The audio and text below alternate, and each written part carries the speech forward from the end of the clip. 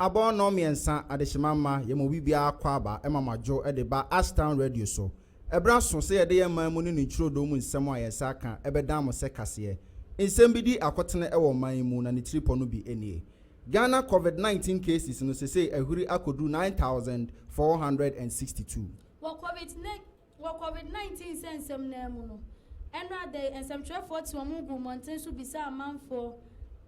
Omatwenkyere edefa sa ayare mu.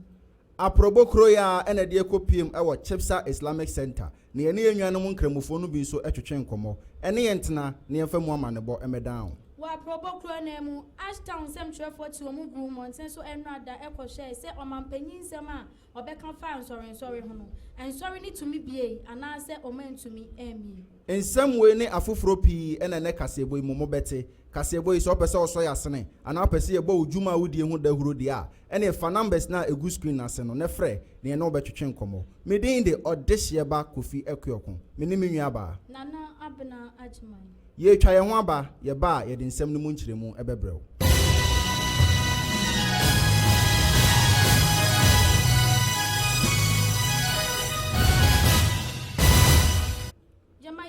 nyina akwaba afa monje brai ne fa kase ni twemu emremu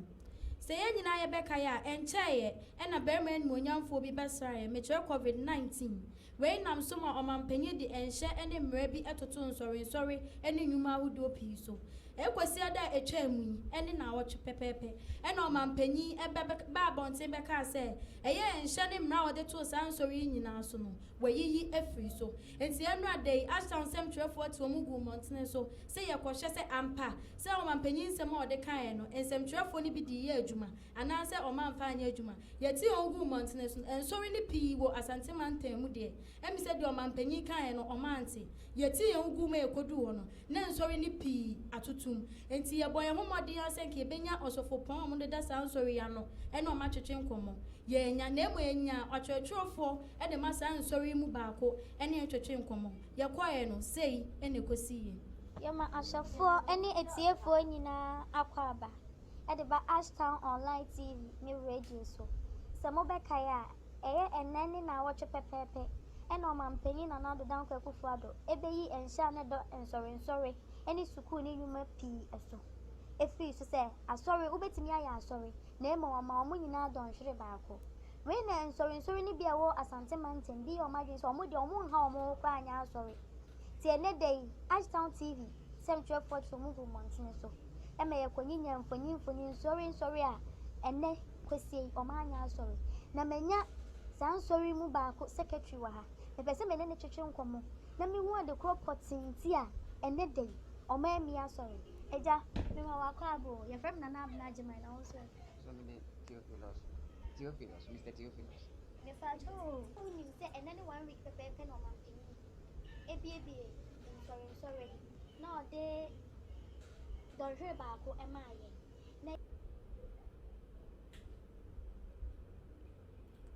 Aprobo kroya ene de ekopiem ewo Chipsa Islamic Center na ebra ye duru ho no ye kohwe se ye yennuanom nkramufo esi eye wo mosom no efa na ye hu se social distancing na omampanyi kan ye ene nipa oha na omampanyi kan ye no yennuanom abon ho moden papa na ode san hye ni nyina so agu akwam a enya asem keto akora ye nkohwe se de osom no esi koe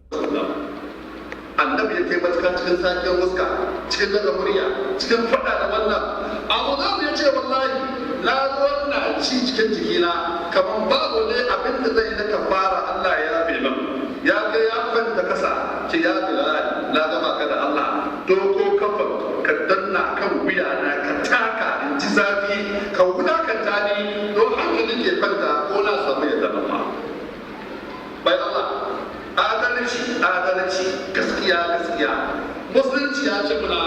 la fadla li arabiyyin ala adami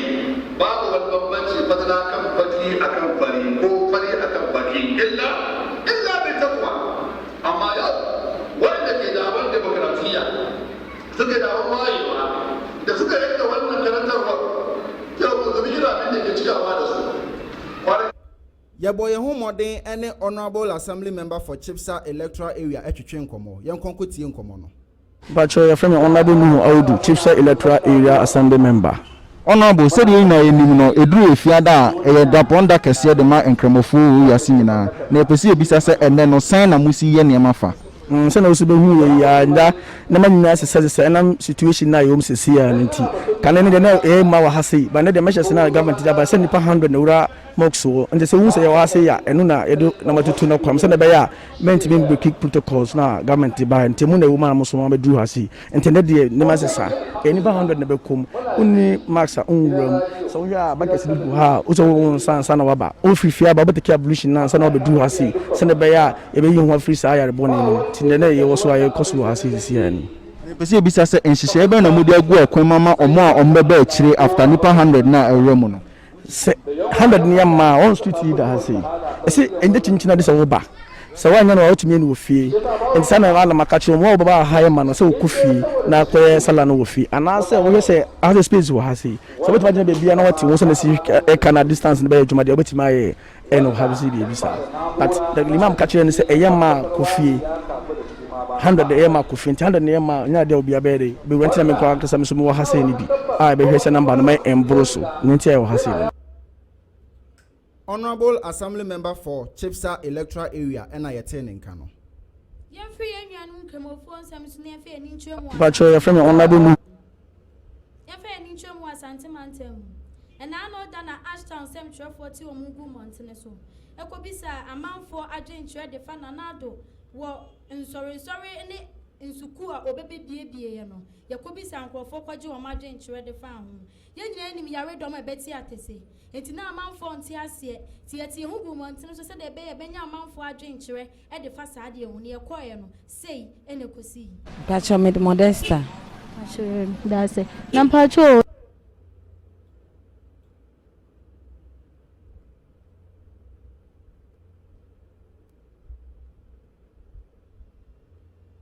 Omampenyi ehye na wode to yeso no e na anu kwasi ada we ye free yeso ebiebie nsori no eye ma wo anase enye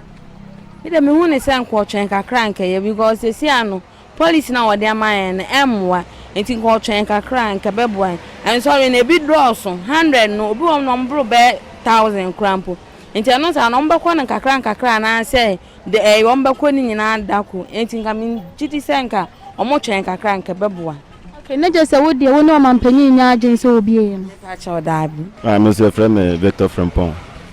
We de daddy hu ye ha wie ya e boko. Eye yare e beti atese wo man mu a omampanyi e de enhye ne mra bi to ye so no. Na anu kwasi ade no mampanyi be yi ano se we bie ye.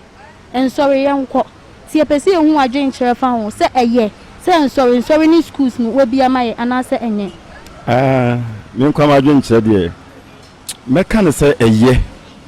Na yena eye no ebetuma ba se be ya mabi but enya mabi menim se after so obi e no de enhyehyɛ ne nyoma bi agu akwa mu a saa nyoma no utimi di so wi a ansa na ma ho kwai se obetimi aya asɔre ana se obetimi aye bibi foforo aye se woye eno nti se obetimi adi nhyehyɛ ne so de a ɛyɛ ade ɛbɛboa but se utu ana ma no ntimi ani nhyehyɛ ne so de gye se ɔhaw na ewo mu na ye saa ma emu atre etime pese ewo mu se wode nhyehyɛ ya to ho amaye de se ebetumi akwa asɔre de but se wuntumi ni nhyehyɛ no so de a nka bɛyɛ a na nka jai kakra because a mema sorry a me ko sei ya adwen se ye bekwa asɔre but ye pese ye de no manyina egu akwa mu wie ansa na ye be sha asɔre ase a ya kwenti Sunday we yenim no nya de a ye bekwa akosom a egu so de ye nhyehyɛ enti ye nhyehyɛ ni nyina wie a afie ne ye be ma ebra ye betumi e de akɔ eno ntini so betumi adi bra no so de a eye pa se asa sorry mo betumi ahia mo betumi ati nyame asem edu bia no mo afem ho mo be che nneoma bebre eye but se mo ntumi ani nhye no so de anya de a betumi aboa betumi aba se ebe ye ama obi a otumi adi nhye no so but won ntumi ani nhye no so de a nya de ebeboa me pa cho na je se wo de ono mampanyi ya adwen fa ho ya menene ya adwen se wa bie but obi obetumi adi nhye no so de ana ye ka bi se asori kra se me pese the titru ne nkora no eye Sunday school ene de nikwa ise asafu bia na mbetu na manso mokwa so nikwa so mama nkora ne ko because nkora ne untimi control omo enu ntina me de totoma asori ho a me ka asori mpani fa me ye de kana ma asori a ye hia for now na nyanwene nkora no se nkora ne be kwa asori e ba se ye start asori kora na nkora ne be wo fie ansa am ye wo se nhyehyɛ nyina bibia da na akwam ansa na ya mankora no so e bia ya mama so ahyase enu nti eye se obetumi adi nhye no so na ade no nyina do gu akwam se de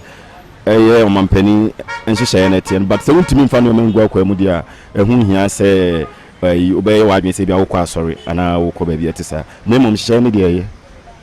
ni mo de no na wokɔ ba de ba Ashtown TV so yeah ja me jo so acha frame Owusu Daniel Eja Owusu le pesi ebisa se omampani hyehyɛ bia gu akwam efa sukuu ho no se wo sukuu ni se na wo hu no me pa mo chewo omampani sukuu obi no eye I was at school because ya tenefi ache ena the more na TV ni so almost new stations aba TV so was in sia ibo ele dodo na ne wo sa radio ni sa TV bi empo decoder na mo mo class no eni obi an be nya sa stations ni bi enti ayese wo bi eti se de ayese wo bi ni se wo bi kan na kan se mo tron so hwe ahoboa ma yese mo de ko tron so hwe no asi ana se ensi o yeguso ye bo ba ye ho mpo ya te se na nase obeboaye amae nose mask ni bi de ahye nti ahoboa de ya boboaye ho na ade ba ko twere ma agene ye se enyina ye ko school no a o man test ye na no how kakla e wo ho if you say ye dos no ni school mo form 3 school mo se mko adan ma se senior high school ye 714 form 3 students in kwa ye dos no but ninti so mbe test ye de eno na akire ma agene kakla se obi ewa yale ni bia onim ba to mo si de fu na ba be borders na o man test ye no na akire magine kakra se obi bia wo hu se Ghana for be kaya enche bia na eku a yefre won se NI mekire National Identification Authority abandi to me share won se onhwe na won kyerɛkyerɛ Ghana for nyina din na won ma won ahyensode a ɛkyerɛ se anokwa wo ye Ghana for na eno na enano memenda etwa mu no ensemi be ne nam mframa mu se ena NIA fo se wo be hya ase acheche card a won na won sentumi anka won card no de obi ade ebe ma won empanyimfo apia bonten abeka se eye nokre won ka se enye nokre eye nokre o kan senka efri enne ede kopim ukuada edi animu no akobe check card ama obi anensa anka ne die nyina anododo be se 3,875,441 ewo won registration centers ewo mantam dunsia ewo manyimu nyina eno so dodo be se 5,635 eno na mpanyifo kire se saa asem we nyina enokore wo kan se anka wo be check card no efri enne ede kopim ukwada edi animu yi nanso se ohye enema ani a se wanboabo wanhu yi a yare coronavirus no ehu pa ebetumi abunkama fa oman ne so eno nti osre ahwefo ene etiefo a wotie Ashtown radio say wonya one wonyina enye adwenkoro na wonji wontum na wontwe saa hyehyɛ ni nyina enko wukuada edi animu yi efri wukuada ekode won sa anka won card no obehwe se obia ensa beka ne de ni nyina ene se ewo se oto won boase na oye nhyehyɛ etimpanyimfo de krata abetudwa se saa nhyehyɛ na oye no ebi ne se ewo se ohwe na odi Veronica buckets ahodo ekọ registration centers ewo mantam ni nyina mu afei so ewo se ohwe na odi PPs ema wadwuma yefo nyina enu nti osre obi biara obeba ho se oba hwe se nose mask eka ho hand sanitizer eka ho oba hohoro won sa ansakra na waben infidi ahodo a wode ye adwuma no saa ensem we nyina opanyina ne nsa hya ase a ode betu udwa no ye frɛ no ACI Francis Palm Dati ono ena ye opanyin edema corporate affairs edema NIA adwumakuo no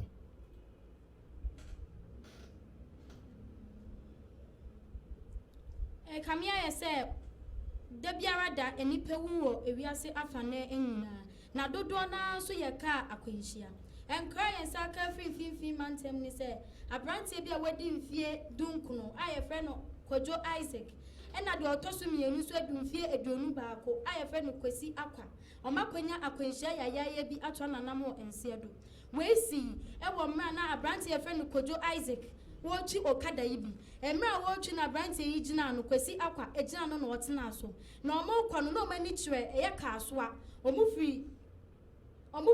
Cape Coast ekwa kaasoa emra omokwa no na ka bi wiawe di omanim etomo ye omagense nkomu yi afaka no ho we no mu yi fa no ho no sa na articulator car kese bi nso yi niti a eba emra articulator car yi niti no drivers wo ye senke bi obeje mrantie yi nkwa enso ye anye ye emrantie di motor yi kwose ye articulator car kese ya se ema car yi fa wo mo so ya abra ye kase yi Sabra ye ka say aposifo abema emu no so a omode ko sei ena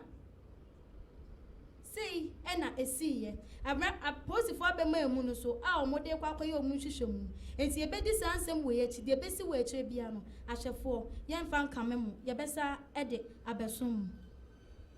enche pi ena oyene kese eto ye man Ghana ene sen yete ye man mu a yenda ndwenhwe ho ye sori ya de se yehu ya se yare ye friend se COVID-19 coronavirus wa fu plane hwi firi ne mamu abrochi mamu abepie mu ye man Ghana mu na eno ena mpanyifo de nema pi egu akwam o mampanyi etutu ye mu de ye hyehya adam ema ye adwane di ye ensem bebre ena ekoso ewo man yi mu na eno na no pe ye da sori ye mpanyifo de abetu dwa se say Ghana COVID-19 cases no edu 9,462 ene say no nipa 294 ena nya yare ni bia wa be Canada ne ho eno nam so ama na du 9,462 afen so se komantama hodo no mu a Greater Accra enkrampumpuni mantamu cases a ewo ho 6,309 afen oba Asante mantamu a 1,734 Oko atoye mantamu so a yewo cases ahodo be 624 afe uko mfimfi mantamu a yewo cases ahodo be 489 oba epuoye mantamu Eastern Regional ehon so 166 afe aflawo mantamu Volta Region ehon so 102 oba Western North ehon so 74 oba Upper East 72 oba Northern Regional 37 Oti mantamu so 28 Upper West enso 22 Bono East mantamu enso enson oba North East enso a eno so mienu pe ena fe oba Savannah mantamu a nipa ba ko pe enanya yare ni bi bono nso nipa ba ko pe enanya yare no bi na ahafo de afe ena wo hwe animu na mpanyifo se ha ompene kura ma yare yi emba mantam no kura mpo na abenya obi mpo ewum ni nyina keka bo ma Ghana COVID-19 cases no se edu 9,462 won ho ato won enso 3,547 afe won a wahwere won kwa ewo yare ni mu nso 44 emprempren ya ye kasa de won kwa eda asane mu nipa ba 5,871